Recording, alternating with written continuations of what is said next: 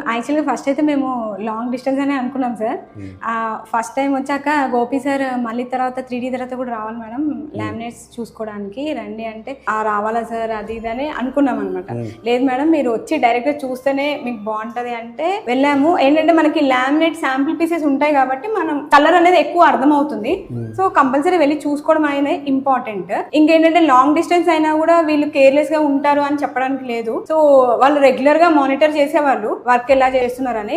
ఒకవేళ ఏదన్నా మేము చూసినప్పుడు కూడా ఏదైనా ఉండి మేము ఏమైనా సజెషన్స్ ఇచ్చినా, లేదంటే మాకు ఇది బాగాలేదండి వేరేలాగా చేయండి అంటే కూడా గోపి సార్ చెప్తే చేయించేవాళ్ళు. లేదు ఇది కంప్లీట్ అయిపోయింది ఇలా చెయ్యము అట్లా ఏం లేదనమాట. సో వాళ్ళు కూడా మాకెంత డిస్టెన్స్ మీకు కూడా అంతే డిస్టెన్స్ సార్. సో దూరం ఉంది కదా అని నెగ్లెక్ట్ అయితే చేయలేదు. నేను అది కూడా ఒకటి అబ్జర్వ్ చేశాను. సో ఇంకొకటి ఏంటంటే బడ్జెట్ పరంగా చూసుకుంటే with in the budget we can expect 100% output అని అనిపించింది. సో కంప్లీట్ అయ్యాక అయితే స్టార్టింగ్ లో ఎలా ఉన్నారో మన దగ్గర నుంచి అంటే ఫస్ట్ ప్రపోజల్ అప్పటి నుంచి కూడా ఎండింగ్ వరకు సేమ్ టెంపో సేమ్ ఉందన్నమాట. స్ట్రీమ్ లైన్ అదేం చేంజ్ అవ్వలేదు. సో ఆ విషయంలో అయితే బాగా అనిపించింది. సో మిగతా వాళ్ళు ఏంటంటే దగ్గరలోనే చూస్ చేసుకుంటాం. ఫస్ట్ లో వాళ్ళు ఏంటంటే ఫాస్ట్ గా చేస్తారు వర్క్, కానీ తర్వాత ఏమవుతుంది అనేది మనం చెప్పలేము అనమాట. సో అలాంటి కేసెస్ కూడా మేము చాలా చూసాము.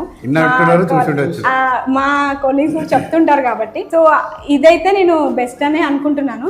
డిస్టెన్స్ తో సంబంధం లేకుండా నేను ఫస్ట్ లో అడిగాను కూడా గోపి సార్, మీకు మరి లాంగ్ డిస్టెన్స్ కదా మీరు ఏమన్నా అంటే వస్తారా చేస్తారా అట్లా అంటే, లేదు మేడం అలా ఏం లేదు, డిస్టెన్స్ తో మాకు సంబంధం లేదు, మేము కంపల్సరీ చేస్తామన్నారు వీళ్ళు. అంటే మాకు అనిపించింది ఏంటంటే డిస్టెన్స్ ని మీరు irrespective of distance, irrespective of budget కూడా ఫర్దర్ గా మీరు మూవ్ అవుతారు అనేది అనిపించింది.